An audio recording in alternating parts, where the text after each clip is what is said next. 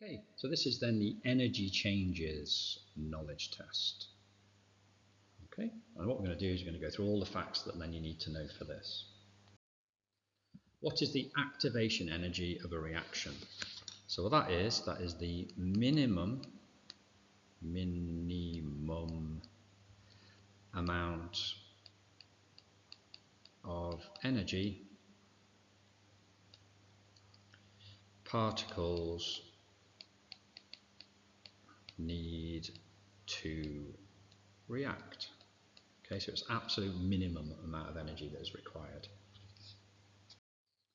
Draw a labelled energy graph for endothermic and exothermic. So endothermic, right? So what I'm going to do here is I'm going to do the axes, right? Obviously that should be a straight line. This side here is energy. I'm going to do the same thing here. I'm going to go across there. This side here, I'm going to be lazy. I'm just going to write down E. Then what I'm going to do is I'm going to draw my graph, which goes across there, and it goes up, and it stops there, and it goes across. And for this one here, I'm going to start there, I'm going to go up, and I'm going to go down, and I'm going to go across there. Okay, label it up a little bit, right? So what we've got here is we've got the reactants, whoops, and then we've got the products. Okay, so that is then what is made, and we've got products. Then what we've got to do is we've got to know the activation energy. So the activation energy is the amount of energy required to make the reaction happen. So what it does, it goes from there, it goes up to there, and it goes to there. That is the energy required for an endothermic reaction. The activation energy on an exothermic reaction is from there. So it goes from where the reactants are to the peak of the graph. All right. The last thing is that the energy then that is absorbed is that amount of energy. So that is absorbed. Okay, hence why it's endothermic, it's taking in energy. An exothermic reaction, that is the amount of energy released. Question number 3. Complete the following reactions, metal and acid. Right, so what I'm going to do here is I'm going to say lithium and hydrochloric acid. Metal plus acid makes salt plus hydrogen. Okay, so what you've got to do is you've got to remember metal plus an acid makes a salt plus hydrogen. And people always think when you say salt, you're thinking of sodium chloride. Now you're not. So what you're going to do, the salt is you're going to combine the lithium with the non-metal that's involved in here. So it's lithium chloride plus hydrogen. Now it's not balanced, all right? Balancing comes at another stage. Metal plus oxygen makes a metal oxide. Okay, so what I've got then is I've got my metal, I'm just going to do sodium, and I've got oxygen. I react them together. What I do is I make NaO, which is sodium oxide. Again, it's not balanced.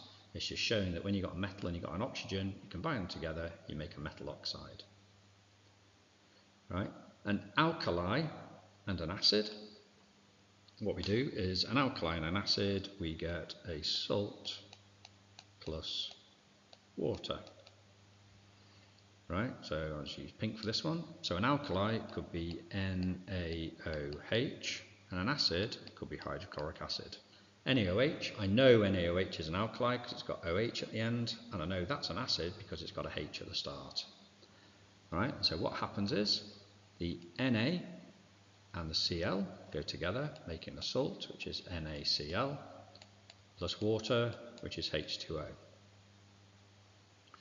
A metal carbonate and an acid. So I make 3 things on this. I make a salt plus water plus carbon dioxide. So if I've got a metal carbonate, I'm going to go NaCO3 plus HCl. I keep on using hydrochloric acid. The salt will be a combination of that and that, which will be NaCl. I then make water. and I make carbon dioxide. So the only hard part about that is working out what the salt would be, because you're already told that water and carbon dioxide is made. A hydrocarbon and oxygen. What we always make on that is we make carbon dioxide and water. Okay, there is no kind of salt that's involved in it. Question number 4. What are the 4 physical states and their state symbols? So we've got solid, liquid, gas, and then the weird one is aqueous solution. State symbol S, L, G, A, Q. Flipping out, got it the wrong way around. Question number 5. What are the 4 steps to calculate bond energies? Now this is a higher topic, alright, so just be aware. The first thing you do is you calculate the energy in.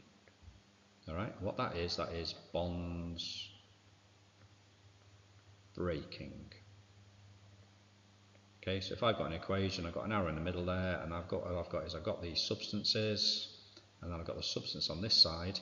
The first stage is calculate the energy in, so it's how much to actually break those.